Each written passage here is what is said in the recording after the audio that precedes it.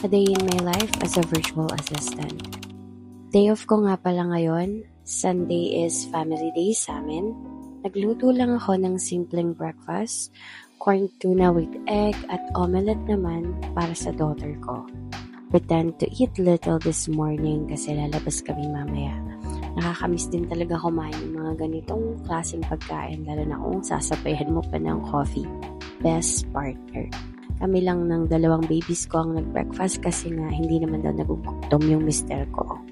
Pagkatapos nga namin kumain ay gumayak na din kami at papunta na ng Walter Mart. Wala namang ibang mapupuntahan dito kundi Walter Mart lang.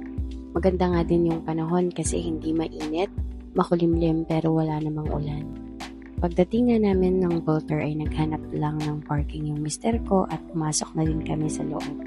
Dumiretso na din kami sa Jollibee kasi gutom na daw yung mister ko. Ito nga yung mga in-order namin. Hindi talaga nawawala sa amin yung chicken joy at burger steak kasi favorite namin yan. Order din ako ng iced vanilla kahit nagkape na ako kanina at pineapple juice naman para kay mister.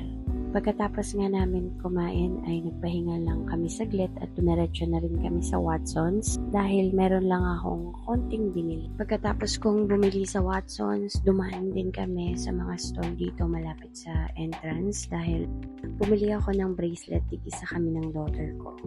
Paalis na din kami sa Walter pero hindi naman kami umuwi agad kasi nga dumaan pa kami sa palengke dahil bumili pa yung mister ko ng pagkain ng mga manok niya. Umuwi na nga din kami at pagdating nga namin ng bahay ay ibinigay na ng mister ko yung pagkain ng daughter ko. Hindi siya sumama kasi may chicken pox siya at ayaw naman namin makahawa ng iba dahil nga madaming tao sa mall.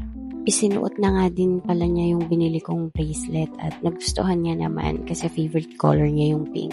Itinuloy niya na din yung pagkain niya at natulog naman kami ng bunso ko. Pagkagising nga namin ay minirerienda ko na yung tinapay na tinake out ko kanina. Madami nga kaming urungin ngayon kasi tanghali na kami nagising kanina dahil nga nagpapawi ako ng tulog kagabi at ang gabi nga yung pasok ko. Advantage din talaga kapag nakabukod kayo. Nakakatulog kayo ng maayos kahit anong oras kayo gumising at kahit tambak pa yung urungin.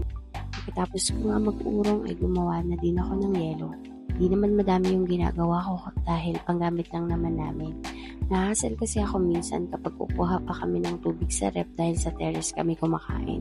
Nilagay ko na nga din yung mga ginawa kong yelo sa rep at nanood lang ako ng kaunti. Nagluto nga din pala ako ng fries, siomai at cheese sticks.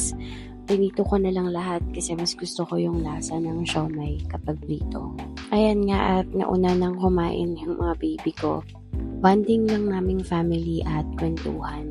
Ito din talaga yung pinagpapasalamat ko na work from home ako. Kasama ko lagi yung family ko at nakikita kong lumalaki yung mga anak ko. At syempre, bago matapos yung araw ay nagtimpla muna ako nitong Nestle Cleanse para naman masala yung mga kinain ko ngayong araw. Mas masarap talaga to lalo na kung may yelo. Soup pa naman ako at hindi na rin ako nag-dinner.